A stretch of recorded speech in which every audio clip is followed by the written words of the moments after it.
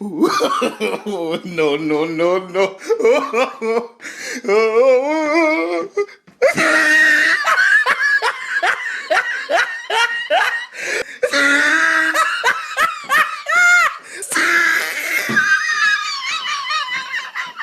Well, it had to happen sooner or later, I guess. Just like a post-doner kebab dump that you've been desperately holding in until you can get back to the quiet sanctity of your own bathroom to let rip with a toilet-cracking explosion of liquid filth! Disney knew that they were going to have to release a trailer for Snow White sooner or later, and well, it went about as well as you might expect.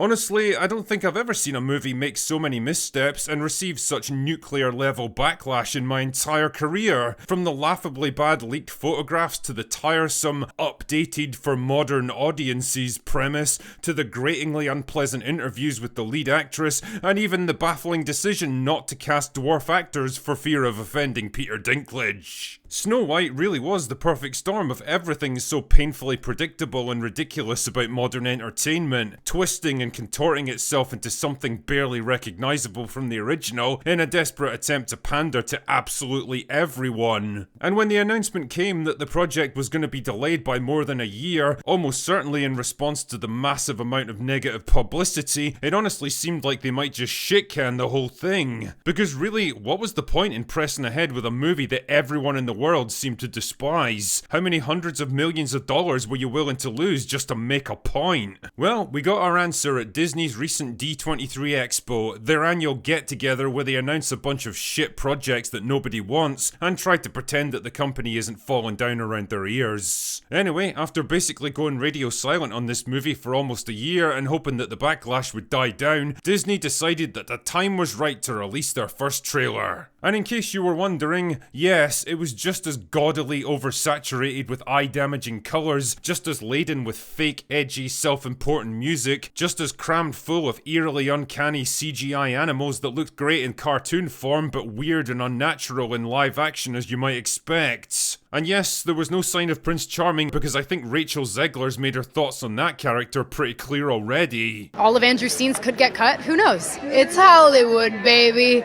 And as for the dwarves...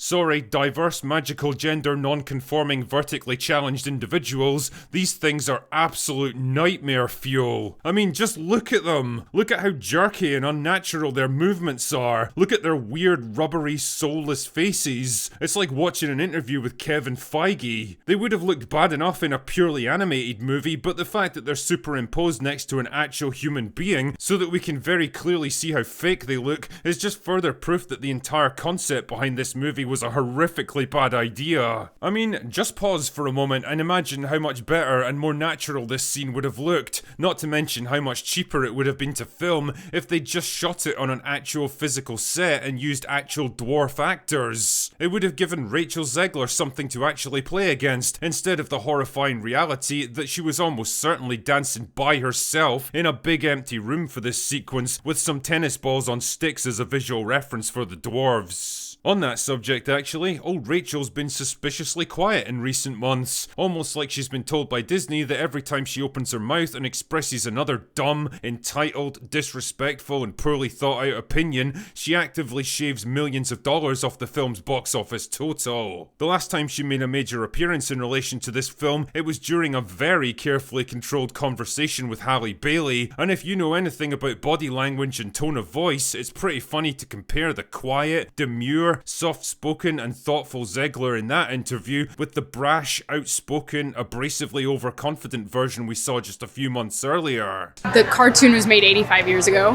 and therefore it's extremely dated when it comes to the ideas of women being in roles of power. Several months later. The cartoon's so beloved. It's like a monumental moment in film history. Yeah. It was like the first feature-length cartoon movie, to the point where it won honorary Oscars and all of these amazing things that happened for that film are the reason that you and I really get to sit here today, because it made Disney what it is.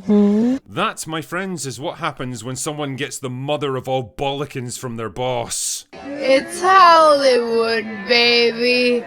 The movie was always going to have a problem framing the central conflict of an evil stepmother jealous of Snow White's otherworldly beauty when said stepmother was played by Gal Gadot, one of the most famously beautiful actresses in Hollywood today, and Snow White was played by...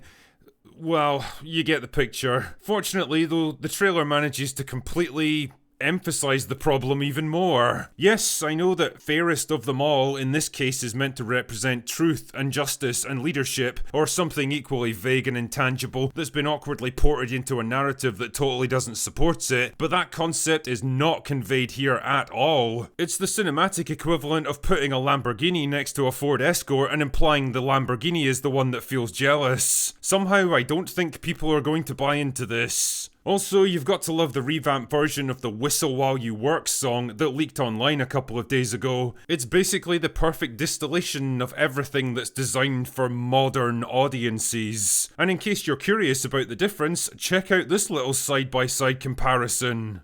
Now you wash the dishes. Now you wash the dishes. You tidy up the room. You tidy up the room. You clean the fireplace. You clean those cobwebs. And I will use the broom.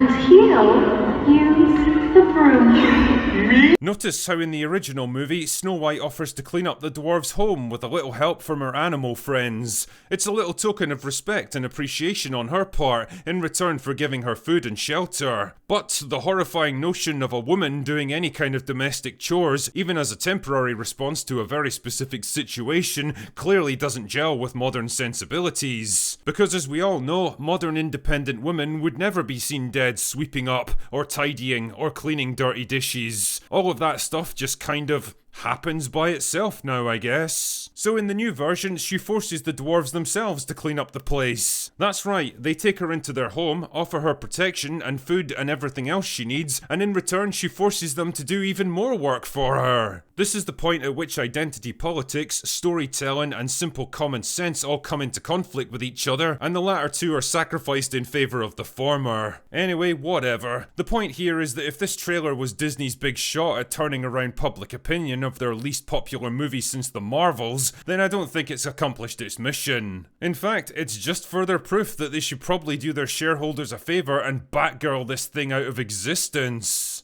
It will not be missed. Anyway, that's all I've got for today. Go away now.